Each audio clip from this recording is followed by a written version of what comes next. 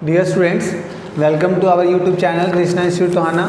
और आइए हम करते हैं क्लास +2 का हमारा जो चैप्टर चल रहा है मनी, उसका नेक्स्ट पॉइंट करते हैं। हम कर रहे थे मनी क्या है और उसकी हमने डेफिनेशन हमने पढ़ी।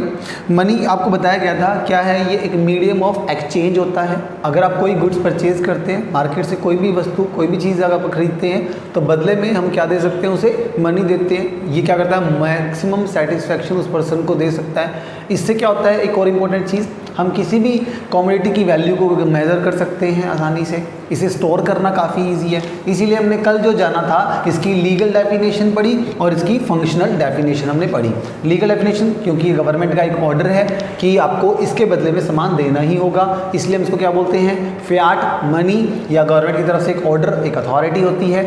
दूसरा हमने ये पढ़ा कि मनी एक फंक्शनल डेफिनेशन, मनी के कुछ फंक्शंस मैंने बताए थे आपको, जैसे मीडियम ऑफ एक्सचेंज, स्टोर करना, transfer of value, measurement of values, ठीक है। तो इस प्रकार इसकी डेफिनेशन थी। आइए हम करते हैं इसकी नेक्स्ट डेफिनेशन।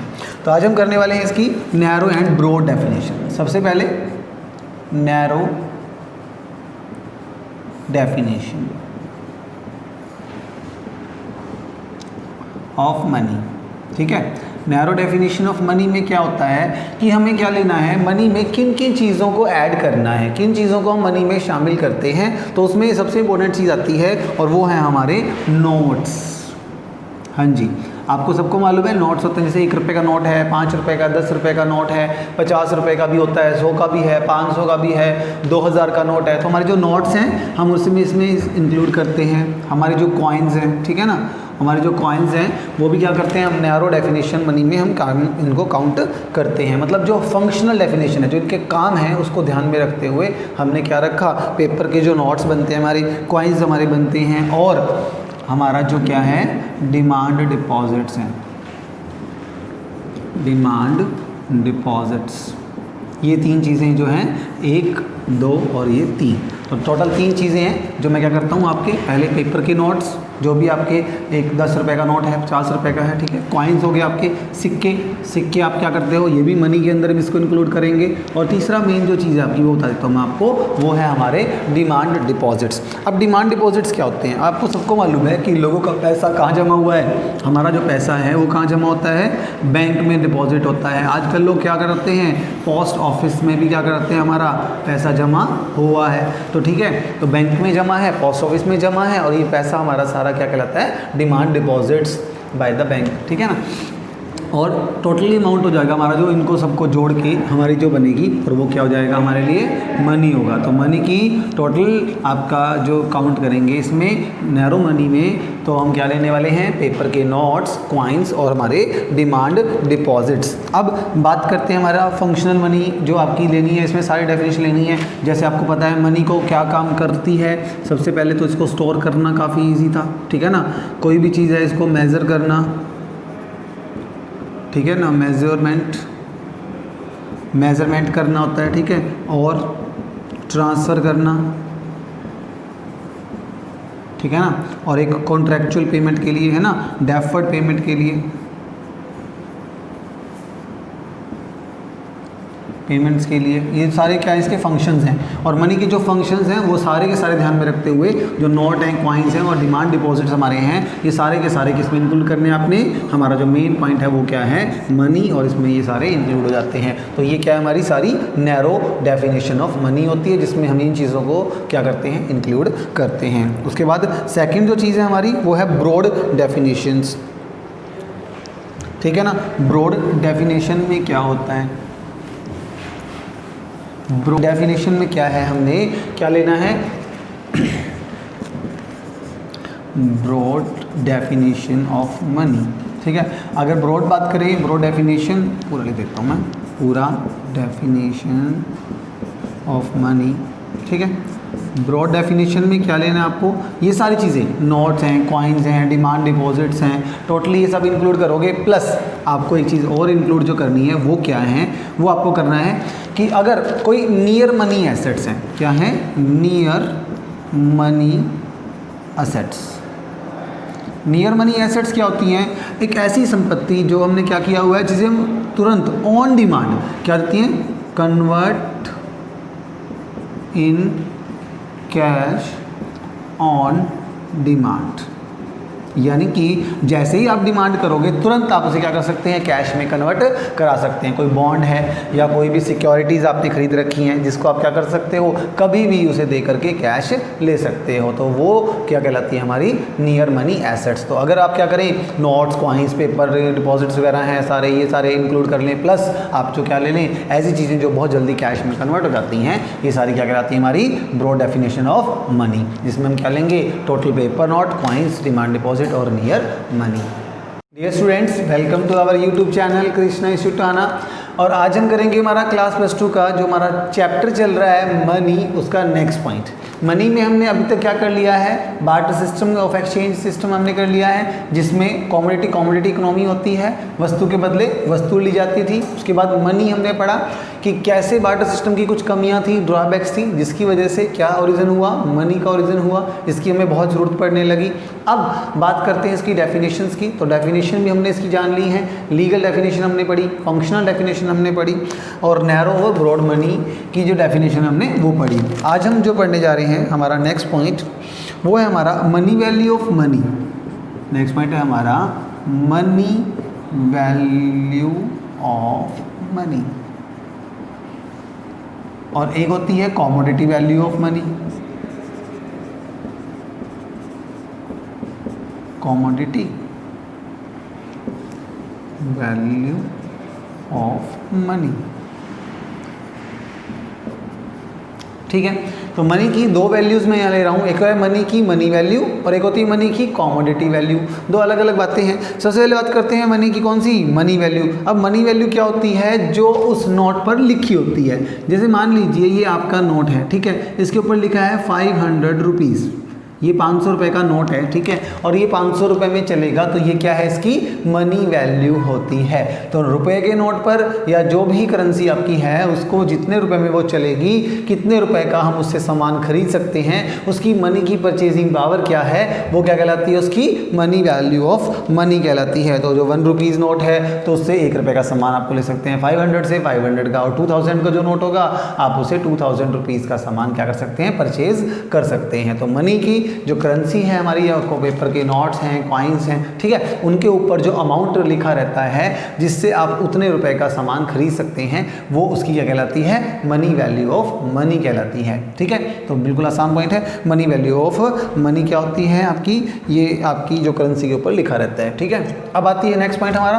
ये तो होगी मनी वैल्यू, ठीक है, और ये वाली जो नेक्स्ट पॉइंट है हमारा, ये है हमारी कॉमोडिटी वैल्यू। कॉमोडिटी वैल्यू का मतलब ये है कि ये जो नोट जिस कागज़ से बना है, इसके अंदर जो क्या यूज़ हुआ है, पेपर यूज़ हुआ है, प्लस इसमें इंक यूज़ हुई है, ठीक है, और प्लस इसमें जो लेबर यूज़ हुई होगी, प्लस इसमें लेबर यूज़ हुई है, ठीक है ना। तो यानी कि जो उस करेंसी को बनाने में जो सामान लगा है हमारा, पेपर, इंक, लेबर वगैरह, वो सारी क्या कहलाएगी, इसकी कॉमोडिटी वैल्यू कहलाती है। तो मनी की कॉमोडिटी वैल्यू कौन सी होती है, जितने रुपए से वो तैयार हुई है करेंसी, ठीक है ना। तो मान लीजिए अब 5 रुपये का नोट है, ये 10 रुपये का नोट है, तो उसको बनाने में जो पेपर लगा है, उसमें जो इंक लगी है, गवर्नमेंट ने जो लेबर लगाई है, उस पर जो खर्च किया है, वो सारी कॉस्ट जब हम ऐड कर लेते हैं तो वो क्या बनेगी, उसकी कॉमोडिटी वैल्यू बन जाती है। तो आई थिंक आपको क्लियर हो गया होगा। जैसे मान लीजिए आपकी गोल्ड कॉइन्स हैं, ठीक है ना, गोल्ड के कॉइन्स हैं, ठीक है, तो अगर आप गोल्ड के कॉइन्स की बात अगर हम करें, तो गोल्ड के जो कॉइन्स होते हैं तो उसके अंदर उतना ही सोना लगा होता है ना, जितने में वो चलता है। तो मान लो अब कितने में चलता है उसे मैटर नहीं करता, मैटर हमें ये करता है कि उसमें कितना गोल्ड लगा है, ठीक है ना।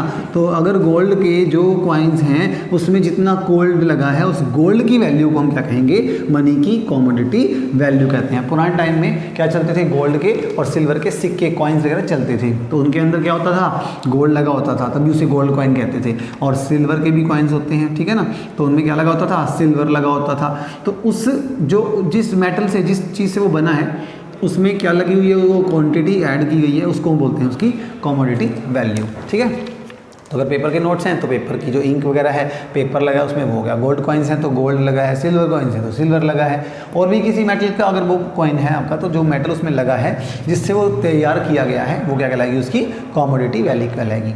होप आपको क्लियर हो गया होगा।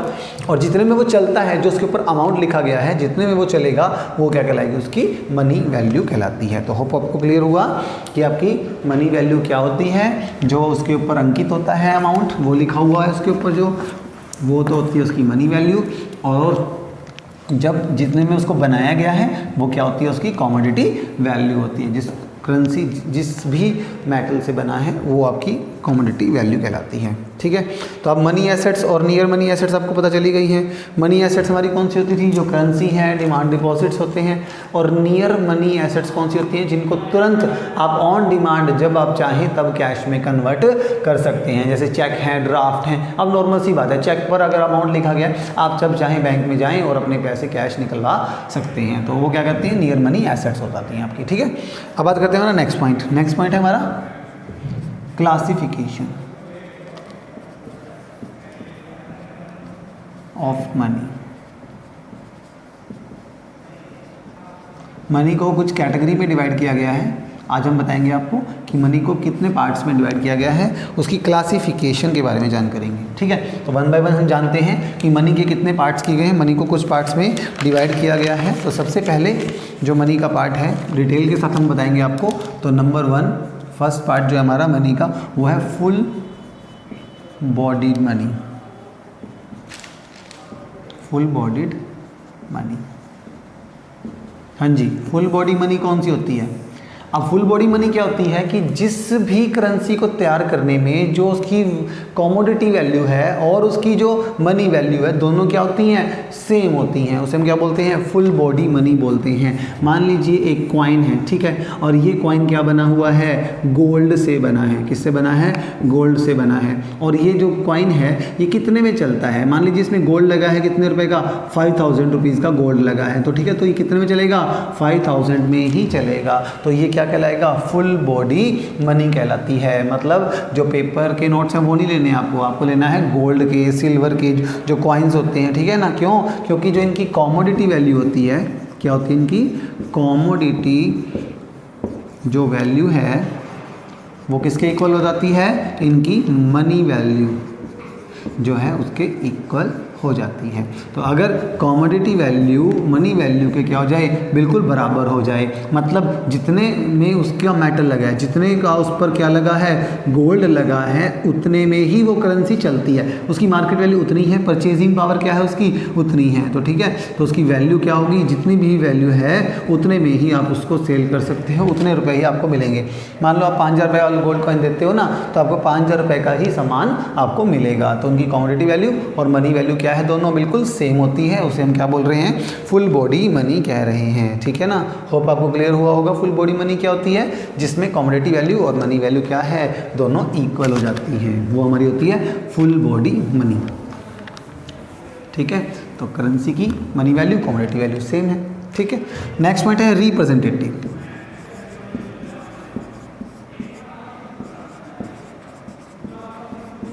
Representative full body money.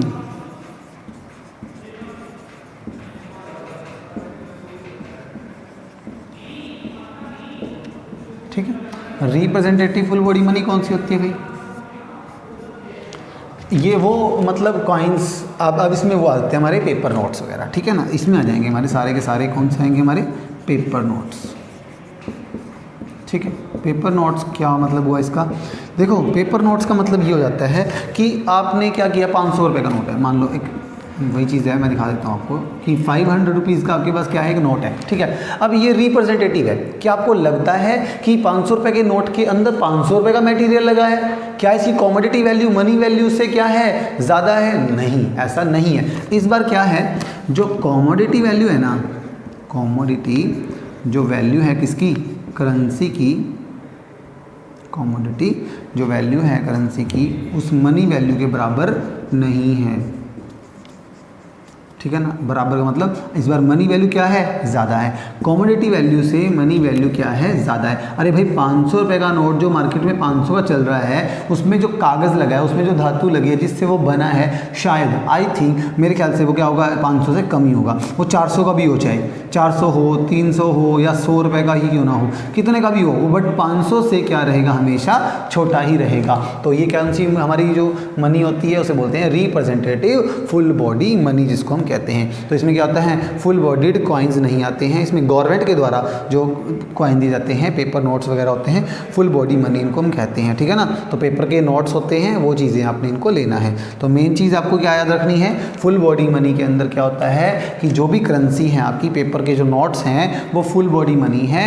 आप उनको 500 रुपये है उसके ऊपर लिखा हुआ है, उतने में ही वो चलती है, भले ही उसकी कमोडिटी वैल्यू क्या होती है, आपकी मनी वैल्यू से थोड़ी सी कम होती है। मेन चीज़ जब आप इसमें लिखोगे तब आपको ये चीज़ें सारी लिखने की जरूरत नहीं है, आपको सिर्फ ये बताना है क्या कि गवर्नमेंट के तरफ से अब आपको इसमें लिखना क्या है कि रिप्रेजेंटेटिव फुल बॉडी मनी कौन सी होती है, ये गवर्नमेंट के द्वारा इशू की गई एक ऐसी करेंसी है जैसे पेपर के नोट्स हो गए हैं ना। अब आपको मालूम है हमारे इंडिया है, इंडिया के अंदर जो गवर्नमेंट के द्वारा जो नोट इशू किए गए हैं 500 रुपये का है, 2000 रुपये का है, वो सारे जो नोट्स हैं वो क्या हैं, रिप्रेजेंटेटिव मनी है। देखो वो केवल रिप्रेजेंट कर रहे हैं, 500 रुपये की नोट क्या कर रहा है, 500 रुपये का सामान को रिप्रेजेंट कर रहा है कि यानी कि आप उसको दे करके 500 रुपये का क्या ले सकते हैं, सामान ले सकते हैं। बल्कि उनकी खुद की वैल्यू क्या है, 500 नहीं होती है, सिर्फ वो क्या कर रहे हैं, रिप्रेजेंट कर रहे हैं। केवल 500 रुपये को रिप्रेजेंट कर रहा है 500 का नोट, यानी कि वो दे करके आप 500 रुपये का सामान खरीद सकते हैं, बट वो खुद 500 रुपये का नहीं है।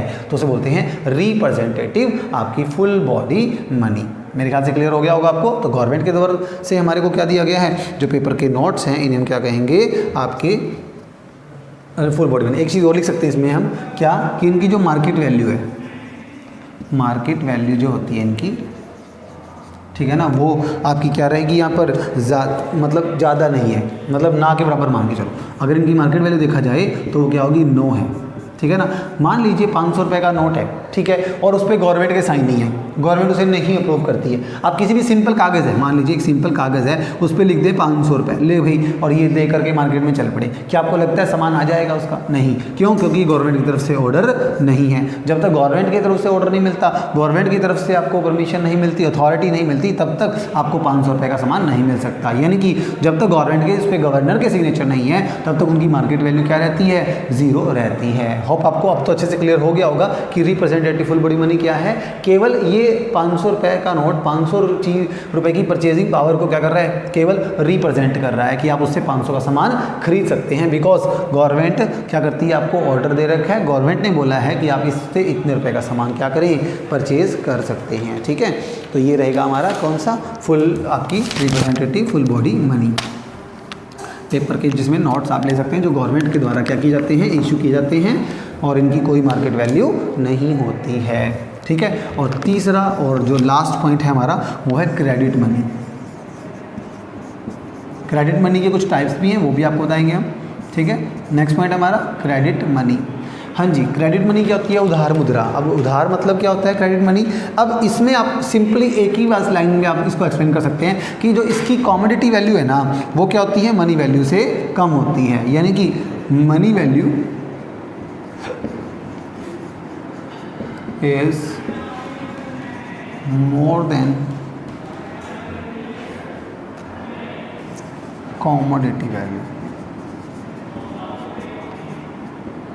सिर्फ आपको ये चीज़ लिखनी है कि आपकी जो मनी वैल्यू है ना, इसमें क्या होती है, कमोडिटी वैल्यू से कहीं ज़्यादा होती है। तो उसे हम क्या बोलते हैं, क्रेडिट मनी बोल सकते हैं। इट मीन्स ये मान के चलो कि अगर कॉइन्स है, एक कॉइन है हमारा, ठीक है, ये आपका कॉइन जो है वो कितने रुपए का है, 1 रुपये का है। तब 1 रुपये के कॉइन के अंदर जो स्टील लगा है, आपको लगता है वो 1 रुपये का होगा? नहीं, उसे 1 रुपये का नहीं रखा जाता, इसीलिए उसको क्या बोले हम, क्रेडिट मनी बोलते हैं। अब ऐसा क्यों करते हैं हम, इसलिए ऐसा करते हैं कि भाई अगर कॉइन्स में 1 रुपये से ज़्यादा का कॉइन में अगर आपने इसमें यूज़ किया हुआ है सिल्वर, मान लीजिए कॉइन तैयार हुआ है हमारा मेटल, मान लीजिए अब इसमें है हमारा वो कहते हैं हमारा स्टील से बना है, ठीक है, स्टील से बना है हमारा, स्टील ऐसा होता है इस तरह से हमारा स्टील से कॉइन बना हुआ है। और अगर मैं बात करूं 1 रुपये के कॉइन्स के अंदर जितना भी स्टील लगा है, जितने भी कॉइन से बनी है, अगर उसकी 1 रुपये की बजाय वैल्यू होती 2 रुपये, यानी कि उसमें धातु लगी है जिससे भी वो मेटल तैयार किया गया वो 2 रुपये का है और चलता वो 1 रुपये में है, तो कौन उसे 1 रुपये में चलाएगा? लोग क्या करेंगे, उसे मेटल को पिघला लेंगे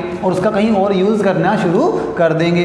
तो कॉइन्स क्या होते हैं, उनकी जो वैल्यू होती है कमोडिटी की, उनके जो मुद्रा उस पर जो मूल्य है जो उस पर लिखा गया है उससे कम होती है। अब नॉर्मल सी बात है, कोई भी अगर कॉइन क्या होगा, अगर उसकी जो फेस वैल्यू है उससे ज़्यादा का होगा, उससे ज़्यादा में चल सकता है, तो लोग क्या करेंगे, उसे कॉइन के रूप में यूज़ ना करके उस मेटल को पिघला लेंगे और उसका क्या करने लगेंगे, किसी और अन्य यूज़ में करने लगेंगे। तो इसीलिए क्या किया जाता है, तो आप देखो कभी भी जो 5 रुपये का कॉइन होगा उसके अंदर 5 रुपये का स्टील या 5 रुपये की उसमें मेटल यूज़ नहीं की जाती। 5 रुपये से क्या होती है, कम होती है। इसीलिए मैंने लिखा कि इनकी जो मनी वैल्यू है वो क्या होती है, उसकी कमोडिटी वैल्यू से ज़्यादा होती है। ऐसा इसलिए किया जाता है कि वो कॉइन्स जो हैं वो सुरक्षित रहें, उनका किसी और कामों में यूज़ ना किया जाए। तो उन जो मनी होती है हमारी कॉइन्स वगैरह हैं जो हम उसको हम क्या कहते हैं, हमारी क्रेडिट मनी कहते हैं, कि उनकी जो मनी वैल्यू है वो क्या होती है, कमोडिटी वैल्यू से कहीं ज़्यादा होती है। तो मेरे ख्याल से आपको तीनों पॉइंट्स क्लियर हो गए कि गवर्नमेंट की तरफ से ऑर्डर किस में दिया जाता है, फुल बॉडी मनी, जो पुराने ज़माने में सिक्के गोल्ड के कॉइन्स चला करते थे जिनकी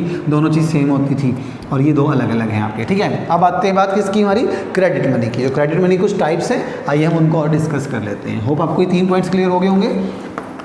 हमारी तीनों करेंसी के टाइप्स हमने पढ़ लिए, full body money, representative full body money और तीसरा हमारा क्रेडिट मनी। और जो तीसरा है हमारा क्रेडिट मनी, उसके आगे पार्ट्स हैं। ठीक है, क्रेडिट मनी के कुछ पार्ट्स हैं, आज हम वो डिस्कस करेंगे। ठीक है, क्रेडिट मनी के हमारे जो पार्ट्स हैं उसमें सबसे पहले आता है हमारा टोकन कॉइन्स।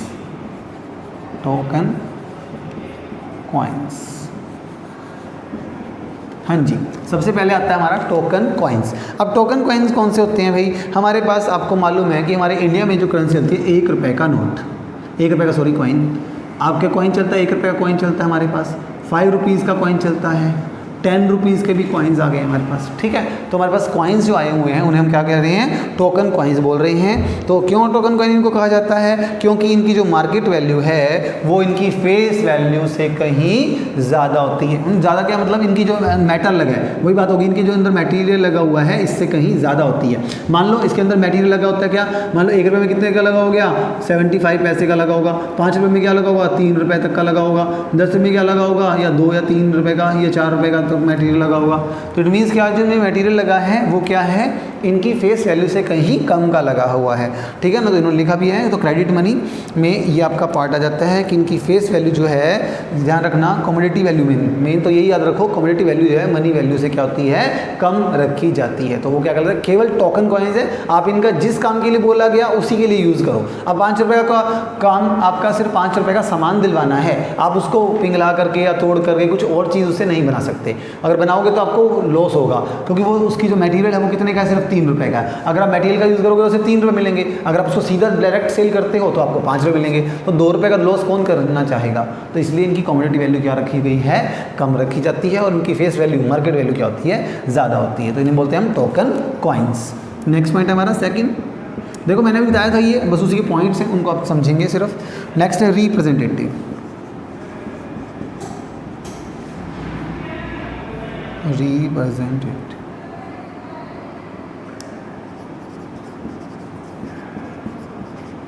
हमारे टोकन कॉइन्स। ठीक है, रिप्रेजेंटेटिव टोकन कॉइन्स कौन से होते हैं, ये मिटा देता हूँ मैं। रिप्रेजेंटेटिव टोकन कॉइन्स कौन से होते हैं हमारी, ये वे होते हैं जिनकी मनी लिखा है, it is that money whose face value is intrinsic value and are not equal. मतलब इनकी मनी वैल्यू और कमोडिटी वैल्यू इनकी भी क्या नहीं होती, इक्वल नहीं होती हैं। इट रिप्रेजेंट द मनी, इसमें क्या लेंगे हम, सारे पेपर मनी लेते हैं। इसके अंदर जो लेने वाले हैं हम वो लेंगे पेपर मनी। आप पेपर नोट्स आपको पता ही कौन कौन से होते हैं, आपके 5 रुपये का नोट भी है, 1 रुपये का भी है, और 10 रुपये का नोट भी है, 50 रुपये का भी है, और 20 रुपये का भी है इवन। तो अलग अलग तरह के आपके नोट्स आते हैं। जो पेपर के जो नोट्स हैं उनको हम क्या बोल रहे हैं, रिप्रेजेंटेटिव टोकन कॉइन्स हैं। यानी कि इसके अंदर भी वही चीज़ है, आपकी जो इनकी फेस वैल्यू है वो कहीं ज़्यादा होती है कमोडिटी वैल्यू से। कमोडिटी वैल्यू तो इनकी क्या है, बिल्कुल थोड़ी होती है। अगर बात करें इनकी मार्केट वैल्यू की, वैसे कुछ भी नहीं है। जब तक गवर्नमेंट का ऑर्डर ना हो, गवर्नमेंट से प्रूफ ना हो, तब तक ये कुछ भी नहीं है, खाली कागज़ का टुकड़ा होते हैं। ठीक है ना, तो सरकार परमिशन देगी तभी आप इनका यूज़ कर सकते हो। तो ये कहलाएंगे हमारे रिप्रेजेंटेटिव टोकन कॉइन्स। इसमें हम लेंगे सारे नोट्स आएंगे आपके। ठीक है, तो पेपर के नोट्स हैं, आपने इसमें लेना है। नेक्स्ट पॉइंट है आपका थर्ड, गवर्नमेंट वाला आ गया। अब इसमें सर्कुलेटिंग प्रोमिसरी नोट, बस सिंपल से मैं लिख देता हूँ इसको, प्रोमिसरी नोट। ठीक है, प्रोमिसरी नोट्स। प्रोमिसरी नोट तो सब समझ में आ गया आपको, गवर्नमेंट का ऑर्डर है, सीधी सी बात है, गवर्नमेंट के द्वारा दिया गया ऑर्डर है, जिसको हम क्या बोलते थे, हमने बताया भी था आपको, फियाट मनी, है ना। फियाट मनी बताया था मैंने आपको, क्या ये एक ऐसी मनी है, एक मनी का वो फॉर्म है जो गवर्नमेंट की तरफ से आपको ऑर्डर दिया जाता है कि भाई आपको ये इतने में यूज़ करना है, इतने में चलाना है। आपको एक चीज़ और भी देखने को मिली होगी, उस पर गवर्नर के क्या होते हैं, एक शपथ होती है, उस पर ये लिखा जाता है क्या कि मैं प्रॉमिस करता हूँ, एक प्रॉमिस लिखा होता है, देखा होगा आपने, हमारे इंडिया का जो भी गवर्नर होता है उसका प्रॉमिसरी नोट लिखा होता है, आपने देखा किसी भी नोट को आप खोलेंगे उसमें लिखा होता है कि मैं धारक को इतने रुपए देने का वचन करता हूँ, देखा होगा आपने, आई प्रॉमिस टू पे दिस अमाउंट, ठीक है ना। तो वो 500 रुपये का नोट है, उस पर लिखा होगा कि मैं 500 रुपये का देने का वो करता हूँ आपको, मतलब प्रतिज्ञा करता हूँ, जो भी है वो लिखा होता है, एक लैंग्वेज होती है। उसका मतलब ये है कि आप उस मनी से, उस अमाउंट से मतलब इतने रुपए का सामान आप खरीद सकते हैं। तो गवर्नमेंट का एक ऑर्डर है, फियाट मनी भी बोल सकते हैं इसको, प्रोमिसरी नोट भी बोल सकते हैं। तो ये भी किस में आता है, हमारा क्रेडिट मनी में ही आता है, ठीक है। आप इतने रुपए का सामान खरीद सकते हो अगर आप ये नोट किसी को भी देते हो, क्योंकि ये प्रॉमिस किया गया है किसके द्वारा, इंडियन गवर्नमेंट के द्वारा, और उसके अंदर जो उसका जो रिप्रेजेंटेटिव होता है वो हमारे गवर्नर होते हैं, ठीक है। तो उनके द्वारा ये दिया जाता है भी आप इतने रुपए का क्या कर सकते हो, इससे सामान खरीद सकते हैं, ठीक है। तो ये फियाट मनी है, गवर्नमेंट का ऑर्डर होता है हमारा, तो उसको बोलते हैं हमारा प्रोमिसरी नोट्स, आपके बोल देते हैं, ठीक है। Demand deposits of bank, demand deposits of bank. Next point हमारा डिमांड डिपॉजिट्स ऑफ बैंक्स। हाँ जी, बैंकों के अंदर डिमांड डिपॉजिट्स जमा है आपके, मतलब लोग क्या कर रहे हैं आजकल, बैंकों में कोई डलवा रहा है, कोई बैंक से निकलवा रहा है, लोग चेक लेकर के लाइन में खड़े हुए हैं, कोई स्लिप लेकर लगा हुआ है। तो मतलब जो लोगों में हम क्या करते हैं, पैसे निकलवा रहा है, कोई डलवा रहा है, किस फॉर्म में, चेक्स वगैरह हैं, डिमांड ड्राफ्ट वगैरह हैं, तो ये वो चीज़ें क्या कहलाती हैं, हमारी demand deposits of the banks कहलाती हैं, जिसमें हमने क्या लेना है, आपके सारे चेक्स वगैरह हैं और ड्राफ्ट वगैरह लेने हैं। इससे भी हम क्या कर सकते हैं, पैसे को दूसरे को ट्रांसफ़र कर सकते हैं। जैसे मान लीजिए ए ने बी को क्या कर दिया है, एक चेक निकाल के दे दिया है। अब एक चेक है कितने रुपए का, 5000 रुपीज़ का है, ठीक है। अभी चेक दिया, अभी चेक लेके वो घूम रहा है, एक तरह की क्या है, ये मनी ही है, क्योंकि ये नियर मनी एसेट है, आप इसे देकर कभी भी कैश में क्या करवा सकते हो, कन्वर्ट कर सकते हैं। तो कहीं ना कहीं demand deposit of the bank भी क्या कहलाते हैं, हमारे क्रेडिट मनी ही है, आप इसको दे सकते हो। लोगों को आजकल क्या पेमेंट होती है, चेक से पेमेंट हो रही है, तो वहाँ पर हम क्या करते हैं, चेक का यूज़ करते हैं, तो उसे कहते हैं डिमांड डिपॉजिट्स ऑफ बैंक। तो इसके ज़रिए हम ये देख पाते हैं कि हमारी जो क्रेडिट मनी है उसके क्या फॉर्म्स हैं। तो आइए हमने इस लेक्चर में जाना क्लासिफिकेशन ऑफ मनी, कि मनी कितने टाइप्स का है, कमोडिटी वैल्यू क्या होती है, मनी वैल्यू क्या होती है, ताकि हम मनी को अच्छे से समझ सकें। उसके टाइप्स, उसके क्लासिफिकेशन हमने जाना, मनी के टाइप्स क्या हैं, मनी किस प्रकार की होती है, फुल बॉडी भी हो सकती है, आपकी रिप्रेजेंटेटिव भी हो सकती है, ठीक है। और आगे हमारा क्रेडिट मनी, जिसके कुछ पार्ट्स हमने पढ़े, टोकन कॉइन्स आपने देखा भी होगा, रिप्रेजेंटेटिव टोकन कॉइन्स, तो आप मेट्रो वगैरह में जाते हैं, सफ़र करते हैं, तो वहाँ आपको एक कॉइन्स मिलता है, ठीक है ना। उसकी वैल्यू क्या होती है, फेस वैल्यू इतनी नहीं होती है जितने में वो चलता है, मार्केट वैल्यू उसकी 0 होती है, ठीक है। और ये होता है हमारा क्रेडिट मनी और classification of money. Thank you students.